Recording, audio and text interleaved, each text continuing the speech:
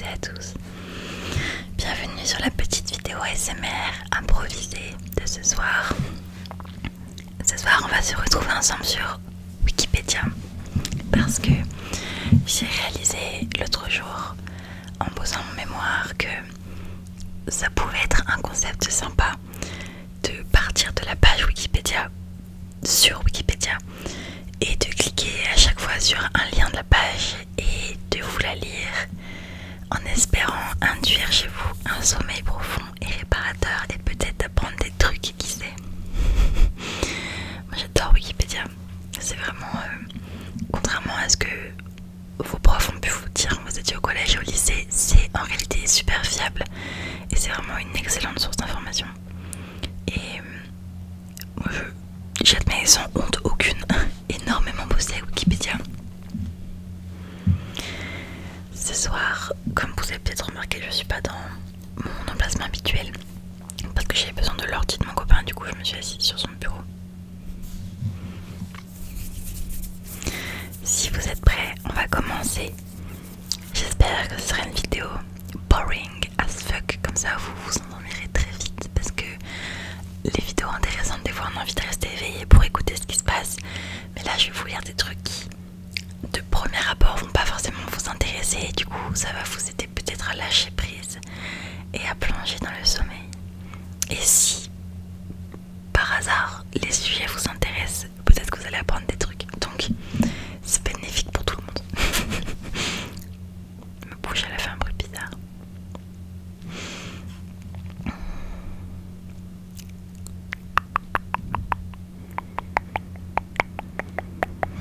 On commence donc par la page de Wikipédia.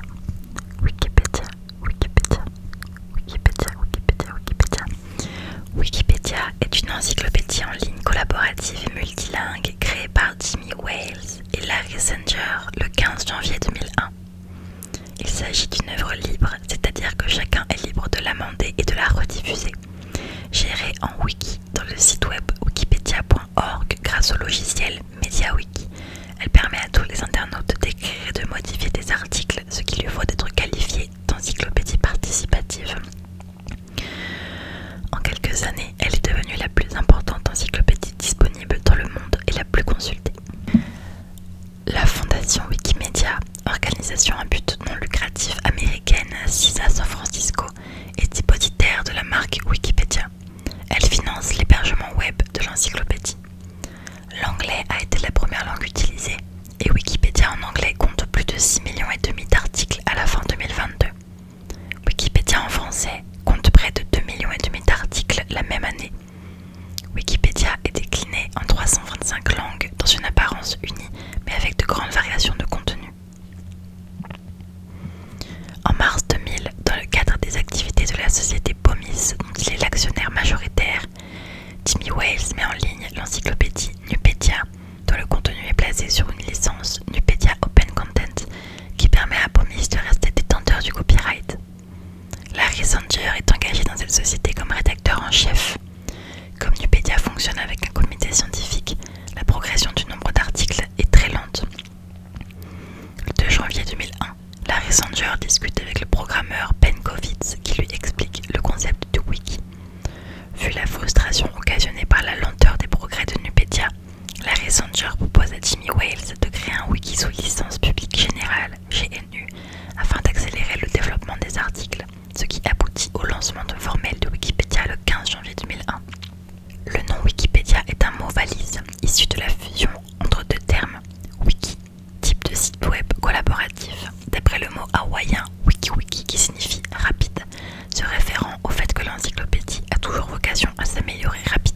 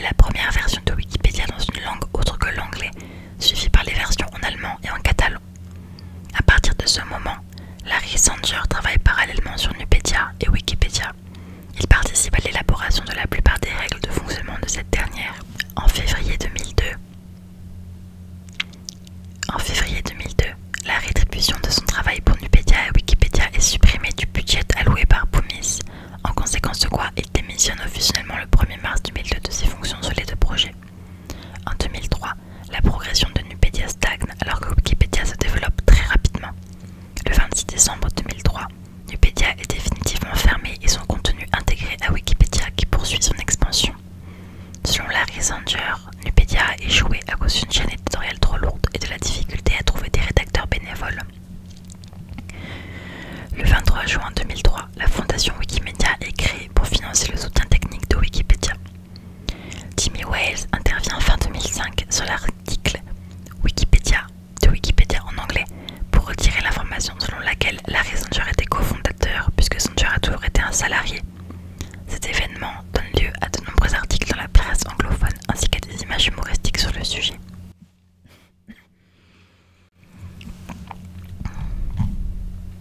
C'est vraiment beaucoup plus boring que ce à quoi je m'étais attendue.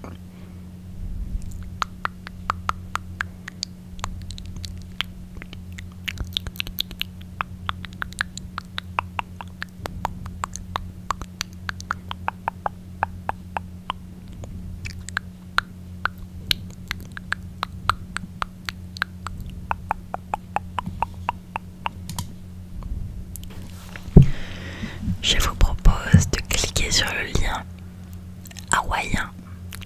Est-ce que vous saviez que Wikipédia, le mot wiki, ça vient du terme hawaïen wiki wiki qui signifie rapide. J'ai appris ça, c'est fabuleux. On va cliquer sur hawaïen.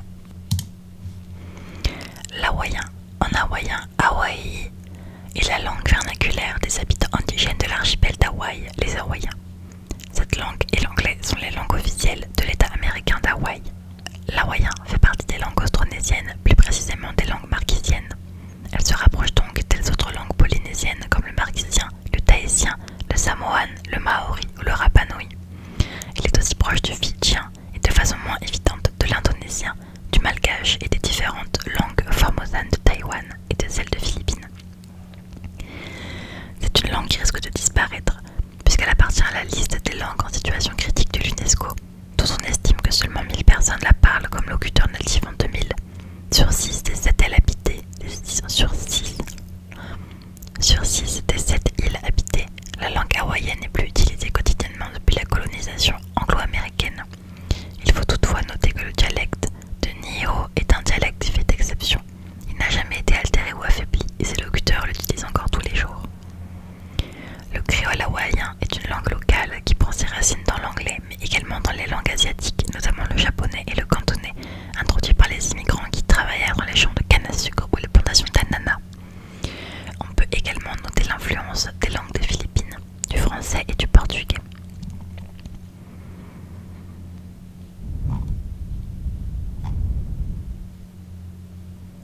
J'ai envie de cliquer sur le lien de l'UNESCO.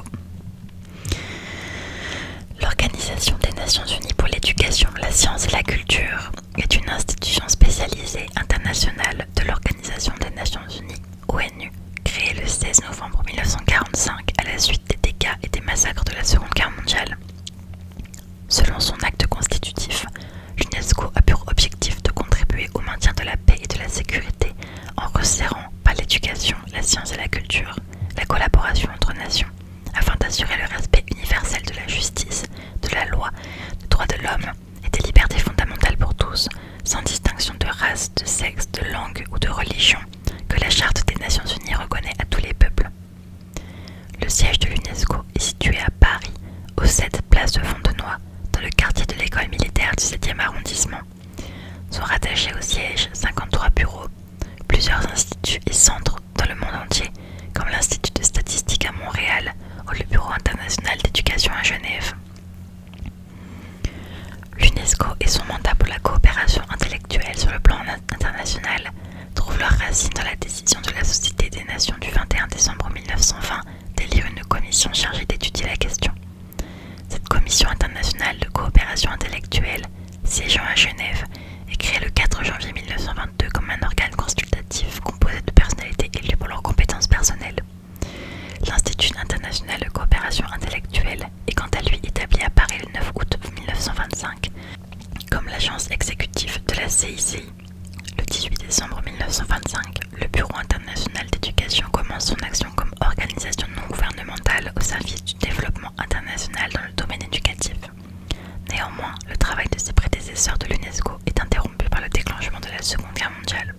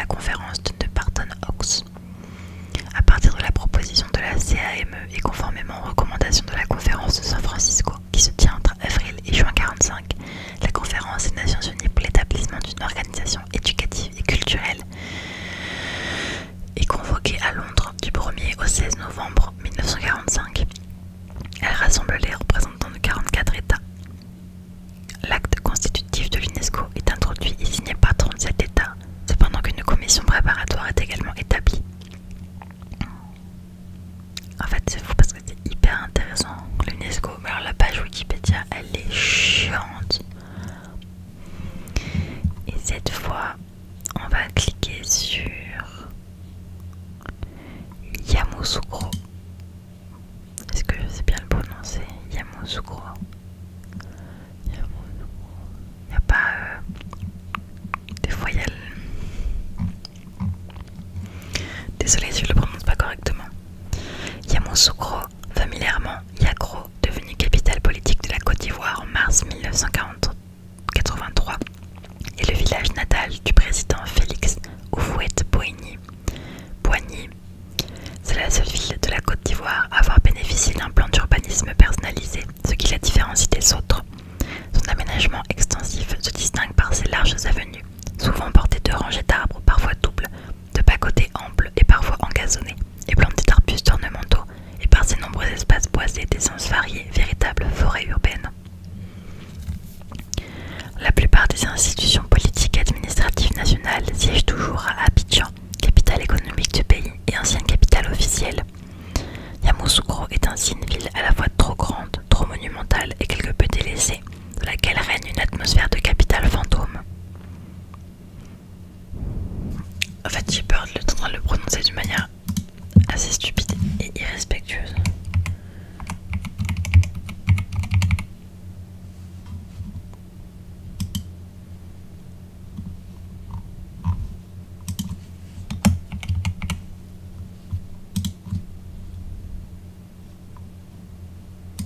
Yamoussoukro. Yamoussoukro. Est-ce qu'il faut que je prononce avec l'accent anglais? Non, attends. Yamoussoukro. Yamoussoukro. Est-ce que c'est Yamoussoukro? Bah oui, c'est ça, c'est Yamoussoukro. Ok. Yamoussoukro compte 372 559 habitants en 2021. Elle est la 6e ville la plus peuplée de Côte d'Ivoire après Abidjan, Bouaké, Korogo, Taloa et San Pedro. Yamoussoukro se situe au centre du pays dans la région des lacs, à 248 km d'Abidjan.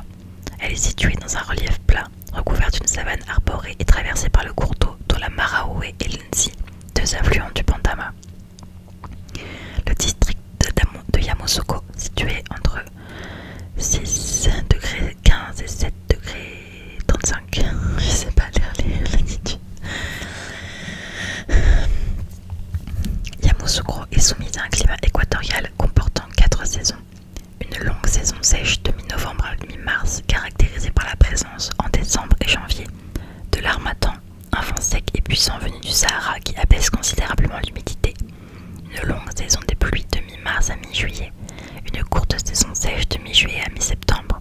Une courte saison des pluies de mi-septembre à mi-octobre. En raison des pluies, il peut pleuvoir sans discontinuer pendant plusieurs jours consécutifs, ou alors pleuvoir intensément pendant 1 heure, période à laquelle succède un très fort ensoleillement. On va cliquer, cliquer. On va cliquer sur 2021. L'année 2021 est une année commune qui commence un vendredi. C'est la 2021e année de notre ère, la 21e année du 3e millénaire et du 21e siècle et la 2e année de la décennie 2020-2029.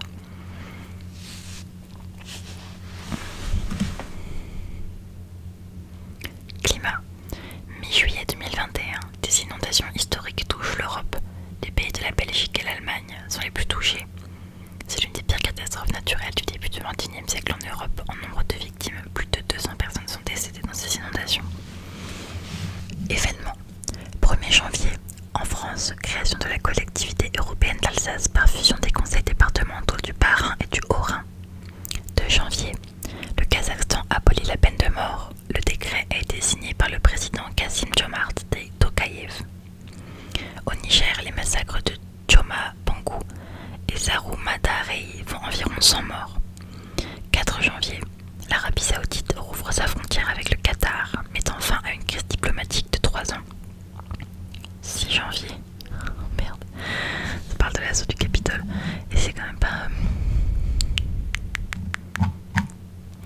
Vous saviez, vous, que sur une page Wikipédia d'une année, vous avez un résumé des événements jour par jour, mois par mois. Par exemple, le 4 décembre 2021, éclipse solaire totale passant sur l'Antarctique occidentale.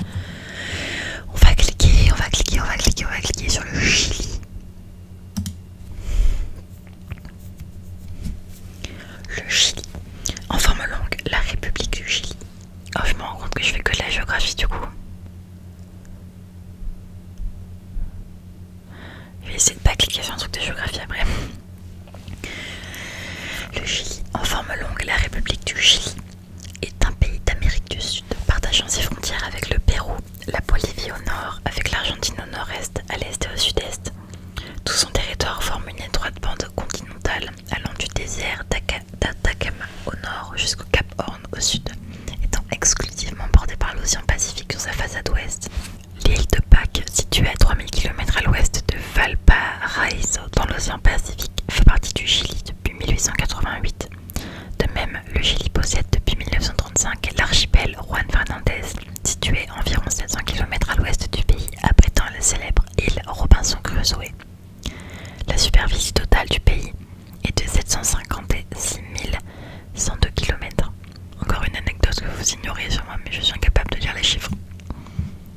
Voilà, ça me demande de mobiliser beaucoup plus de neurones que la moyenne pour lire des longs chiffres. Donc la superficie totale du pays est de 756 102 km. La capitale du Chili est Santiago. Les autres villes importantes sont le grand port maritime de Valparaíso, la célèbre station balnéaire de Viña del Mar, la ville industrielle d'Antofagasta. Punta Arenas est la plus grande ville des terres australes du continent américain.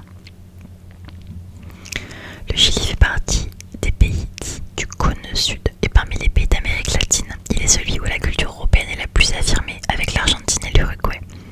Le Chili est le pays le plus développé d'Amérique latine. En 2021, son indice de développement urbain était de 0,855.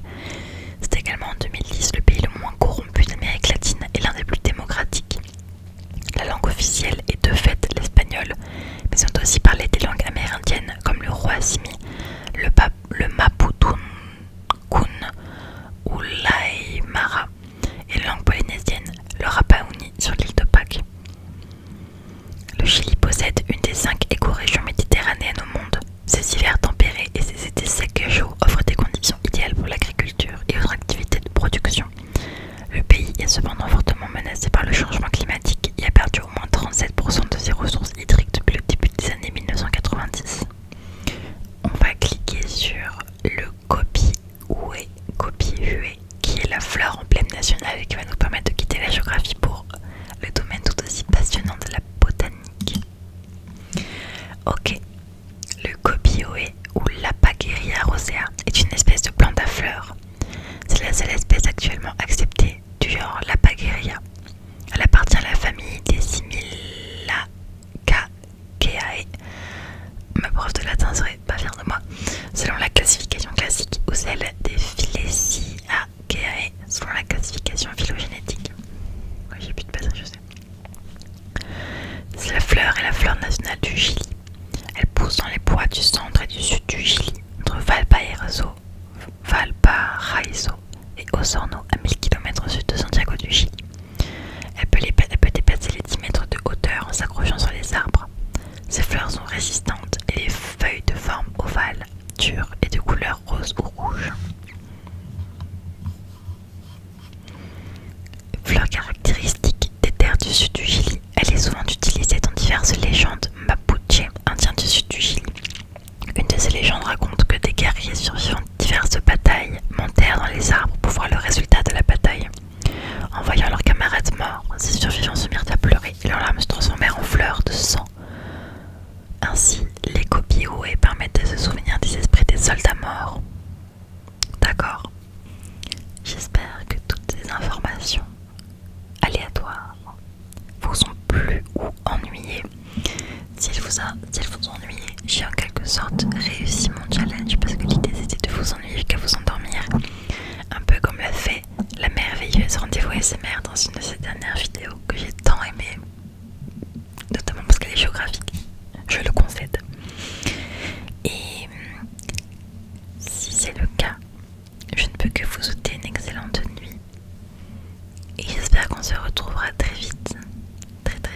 YouTube.